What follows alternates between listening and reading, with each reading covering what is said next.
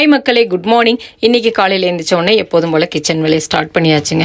இன்றைக்கி பிறந்தநாள் மற்றும் திருமண நாள் கொண்டாடக்கூடிய எல்லாருக்குமே கடவுளுடைய ஆசீர்வாதமும் நம்ம எல்லாருடைய விஷஸும் கண்டிப்பாக இருக்கும். காலையில் 5 மணிக்கு வெளியே பயங்கர சத்தங்க. உடனே நாங்கள் கதவை திறந்து பார்க்குறோம். மழை அந்த அளவுக்கு ஹெவியாக இருந்துச்சு. சட்டன்னு அடித்து வெளுன்னு வெளுத்து விட்டுருச்சு. ஸோ ஹஸ்பண்ட் வந்து இன்றைக்கி கடைக்கு போக வேண்டாம், வீட்டில் இருந்து வேலையை பாருன்ட்டாங்க. நேற்றுக்கும் போயிட்டு போனியாகாமல் வந்ததுனால சரி வீட்டு வேலையை பாரு அப்படின்னு சொல்லிட்டாங்க. அதனால துணி நிறையா கிடஞ்சி மிஷினில் போட்டு துவைக்கலான்னு போட்டு விட்டுட்டு அப்படியே இஞ்சி பூண்டு தோலெல்லாம் நேற்றுக்கே சீவி கழுவி வச்சுருந்தேன். நைட்டு வால்டேஜ் இல்லை அப்படிங்கிறதுனால அரைக்கலை. இன்றைக்கி காலையில் அரைச்சிடலாம் அப்படிங்கிறக்காக மிக்ஸி ஜாரில் போட்டு கொஞ்சம் கொஞ்சமாக அரைச்சி எடுத்தேன். இஞ்சி பூண்டு பேஸ்ட் எப்போதுமே வீட்டில் தாங்க நான் வந்து அரைப்பேன். ஏதோ இல்லை அப்படின்னா எமர்ஜென்சி அப்படின்னா வெளியில் வாங்குமே தவிர மற்றபடி எப்போதுமே இந்த மாதிரி அரைச்சி ஃப்ரிட்ஜில் ஸ்டோர் பண்ணி வச்சுப்பேன். அப்புறம் காலையிலேக்கு இடியாப்பம் புளியலாம் அப்படின்னு சொல்லிட்டு இடியாப்பம் வந்து ரெடி பண்ணிகிட்டு இருந்தேன்.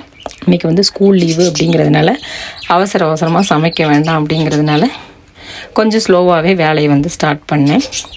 ஆனால் ஹஸ்பண்டுக்கு வேலை இருக்குது அப்படிங்கிறதுனால நம்ம வந்து வேலையை செய்யணும் இல்லையா. ஸோ அதனால் இடியாப்பம் ரெடி பண்ணிவிட்டு அதுக்கப்புறமா துணி எல்லாமே துவைச்சி எடுத்து அதையும் ட்ரையரில் போட்டு எடுத்து அப்படியே நம்ம கொஞ்சம் கொஞ்சமாக காய வச்சு எடுக்கலாம் அப்படின்னு சொல்லிட்டு வேலையை வந்து பார்க்க ஆரம்பிச்சிட்டேன். மழை வந்து ரொம்ப கூடுதலாக இருக்குங்க இன்றைக்கி. அப்படியே வெளியில் வந்து பார்த்தேன், மழை பெஞ்சிக்கிட்டு தான் இருந்துச்சு. மாடு பற்றிட்டு இருந்தாங்க. ஸோ அதையும் அந்த மாடு போகிறது பாருங்கள் அழகாக இருக்குது அப்படி சொல்லிட்டு அப்படியே அதையும் ஒரு வீடியோ எடுத்தேன். வந்து மூச்சு விடாமல் பெஞ்சிகிட்ருக்குங்க. விடிய மழை பெஞ்சு விடிஞ்சும் மழை பெஞ்சு இப்போதும் மழை பெஞ்சிக்கிட்டு தான் இருக்குது. ஸோ அதுக்கப்புறமா ட்ரையரில் போட்ட துணியெல்லாம் எடுத்துட்டு கொஞ்சம் ஷெட்டில் கொஞ்சம் காய போட்டு, கிச்சனில் கொஞ்சம் காய போட்டு, அப்புறம் ரூமில் கொஞ்சம் காய போட்டு, வாசல்லையும் கொஞ்சம் காய போடுவோம் அப்படின்னு சொல்லிட்டு. ஏன்னா நமக்கு இன்வெர்ட்டரில் வாஷிங் மிஷினு ஃப்ரிட்ஜ் எல்லாம் போட முடியாது இல்லையா. ஸோ லைட் போட்டுக்கலாம், சார்ஜர் போட்டுக்கலாம். அதனால கரண்ட் இருக்கிறதோட டக்குன்னு வேலையை பார்த்துடலாம் வேலையை வந்து ஸ்டார்ட் பண்ணிட்டேன். இந்த ஷூ தாங்க மழை டைமில் இங்கே எல்லா ஜென்ஸ் எல்லாருமே இந்த மாதிரி ஷூ தான் போடுவாங்க. எதுக்காக அப்படின்னா கால் நனையாது, அட்டையும் கடிக்காது அப்படிங்கிறக்காக. ஹஸ்பண்ட் வந்து டியூட்டிக்கு போகிறாங்க பாருங்கள், வந்து சாப்பிட்டுட்டு அப்படியே போகிறாங்க. அதுக்கப்புறம் ட்ரை பண்ண துணி எல்லாமே எடுத்து வாசலில் வந்து கொஞ்சம் கொஞ்சமாக காய போட்டேன்.